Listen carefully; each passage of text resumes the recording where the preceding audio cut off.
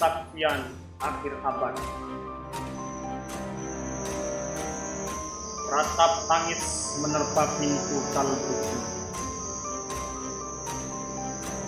Bau anyir darah mengganggu tidur malamku.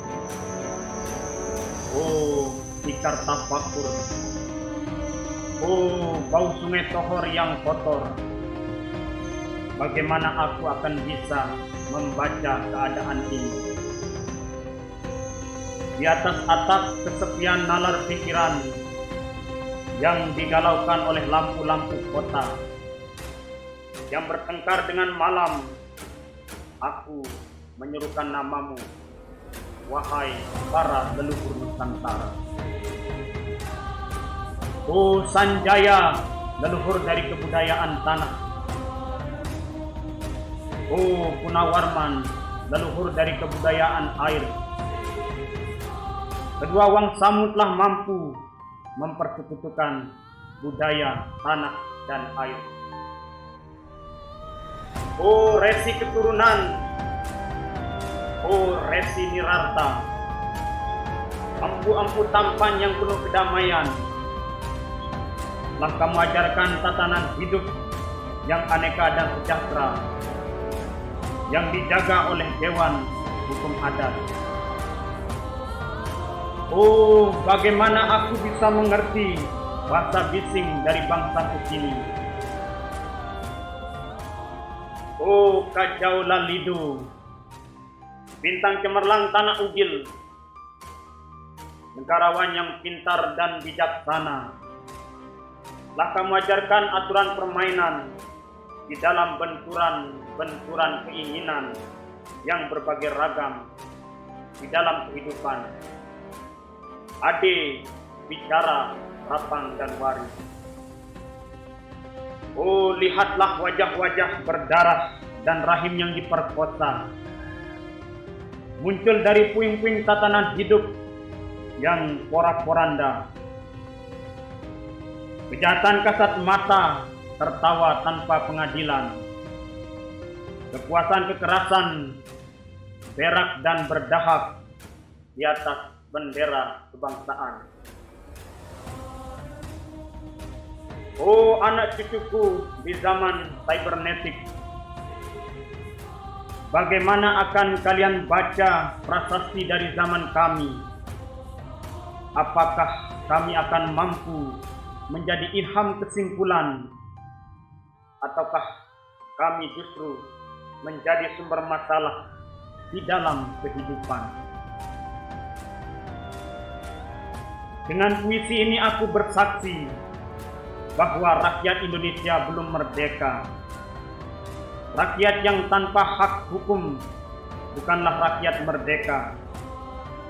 Hak hukum yang tidak dilindungi oleh lembaga pengadilan yang mandiri adalah hukum yang ditulis di atas air. Bagaimana rakyat bisa merdeka bila polisi menjadi aparat pemerintah dan tidak menjadi aparat hukum yang melindungi hak warga negara? Bagaimana rakyat bisa merdeka bila birokrasi negara tidak menjadi aparat rakyat, melainkan menjadi aparat pemerintah yang berkuasa? Bagaimana rakyat bisa merdeka bila hak pilih mereka dipasung? Tidak boleh memilih secara langsung wakil-wakil mereka di Dewan Perwakilan, dan tidak boleh memilih secara langsung camat mereka, bupati, wali kota, gubernur, dan presiden mereka. Dan partai-partai politik menganggap rakyat hanya abdi partai yang dinamakan massa politik partai, kaula partai atau hamba partai.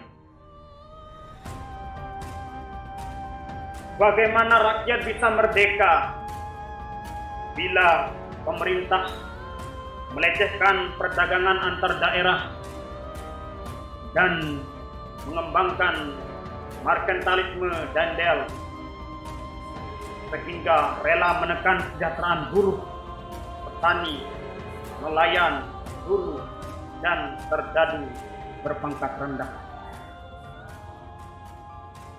Bagaimana rakyat bisa merdeka bila provinsi-provinsi sekedar menjadi tanah jajahan pemerintah pusat, tidak boleh mengatur ekonominya sendiri, tatanan hidupnya sendiri, dan juga keamanannya sendiri. Ayam, serigala, macan ataupun gajah, semuanya peka pada wilayahnya. Setiap orang juga ingin berdaulat di dalam rumah tangganya. Setiap penduduk ingin berdaulat di dalam kampungnya. Dan kehidupan berbangsa tidak perlu merusak kedaulat kedaerahan. Hasrat berbangsa adalah naluri rakyat untuk menjalin ikatan daya cipta antar suku yang penuh keanekaan kehidupan dan memaklumkan wilayah pergaulan yang lebih luas untuk merdeka bersama. Tetapi lihatlah selubung kabut saat ini. Penjajahan tatanan uang, penjajahan modal, penjajahan kekerasan senjata, dan penjajahan oleh partai-partai politik masih merajalela di dalam negara. Dengan puisi ini aku bersaksi bahwa sampai saat puisi ini aku tanda tangani, para elit politik yang berkedudukan ataupun yang masih di jalan tidak pernah memperjuangkan sarana-sarana kemerdekaan rakyat.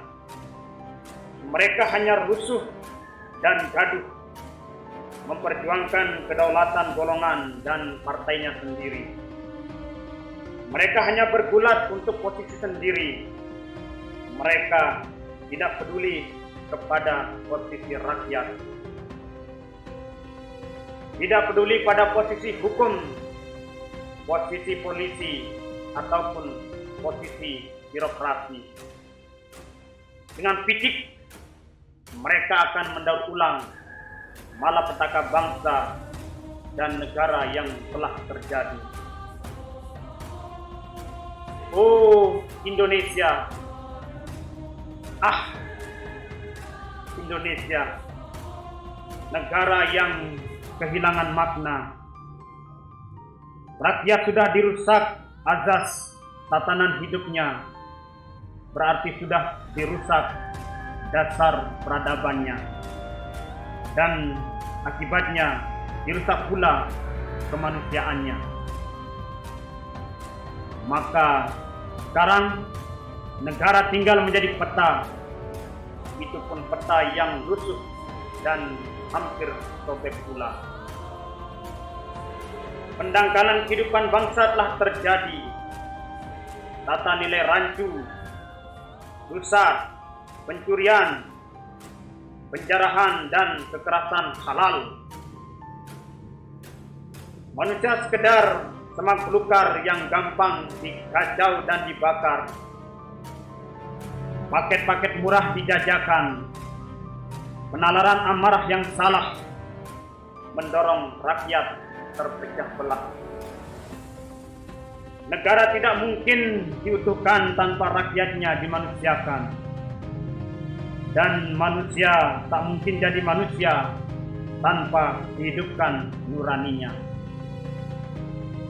Hati nurani adalah hukum adil untuk diri kita sendiri.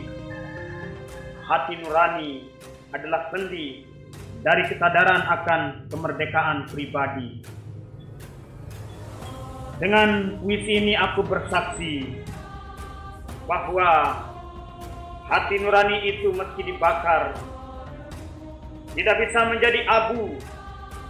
Hati nurani senantiasa bisa bersemi meski sudah ditebang putus di batang.